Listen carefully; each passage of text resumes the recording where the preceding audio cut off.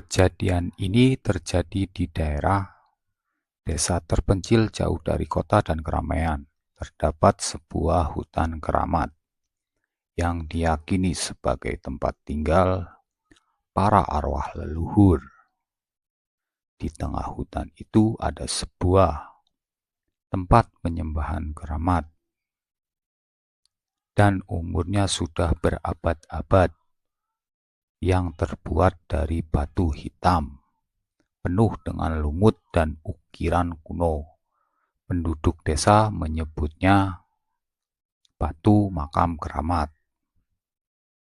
karena banyak kejadian aneh yang dikaitkan dengan tempat itu.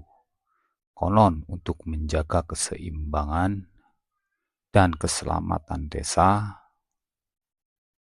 warga harus melakukan ritual penyembahan kepada roh-roh yang bersemayam di tempat penyembahan keramat itu. Dan setiap tahunnya satu orang harus yang dipersembahkan. Setiap tahun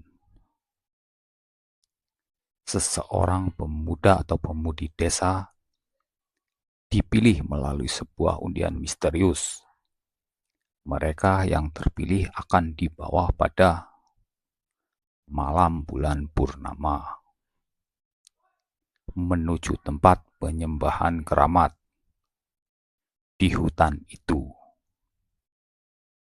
Ritual ini sudah berlangsung selama puluhan tahun. Dan para sesepuh desa selalu memperingati adat tersebut. Bahkan jika ritual tidak dilaksanakan, desa akan dilanda bencana yang tidak bisa terhindarkan.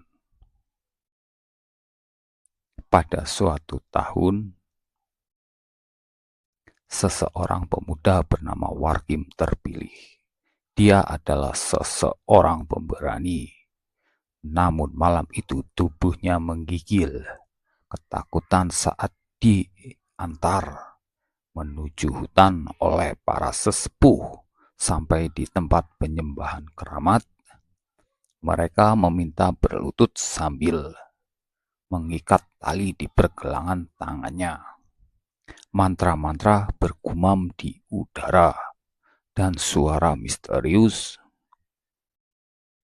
dari pepohonan mulai terdengar. Warkim merasa aura gelap menyelimuti tubuhnya.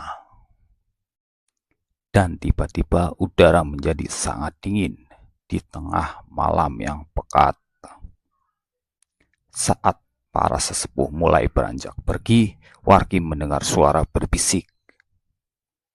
Lirih namun jelas memanggil namanya.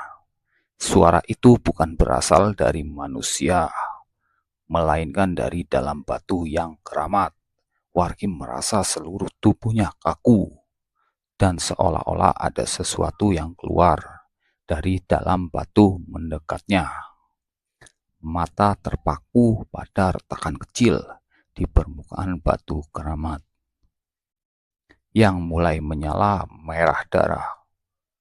Perlahan retakan itu membesar, mengeluarkan bayangan hitam yang menjelma menjadi sosok tinggi dan kurus dengan wajah yang hampir tidak terlihat. Dan saat itu Warkim menyadari bahwa dialah korbannya. Makhluk itu meraih tubuhnya, dan Warkim merasakan sesuatu yang sangat dingin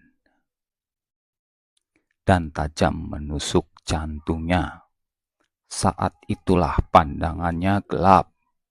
Keesokan harinya, warga desa menemukan tubuh Warkim tergeletak tak bernyawa di tempat penyembahan keramat itu, dengan mata yang masih terbuka, seolah-olah menatap sesuatu yang mengerikan.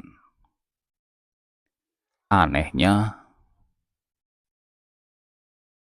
Di wajahnya tersirat ekspresi ketakutan mendalam, namun bibirnya melengkung dalam senyum samar, seolah-olah dia telah menyerahkan dirinya sepenuhnya. Sejak saat itu, setiap tahunnya korban yang dipilih selalu menunjukkan gejala aneh sebelum dipersembahkan: tubuh lemah, pandangan kosong, dan seringkali terdengar berbicara sendiri, seolah-olah berbicara dengan sosok yang hanya bisa mereka lihat. Warga desa mulai takut, namun mereka tetap melakukan ritual itu karena mereka tahu jika sekali saja mereka gagal, desa itu akan dilanda kutukan yang lebih mengerikan daripada bayangan sosok hitam yang muncul dari batu keramat.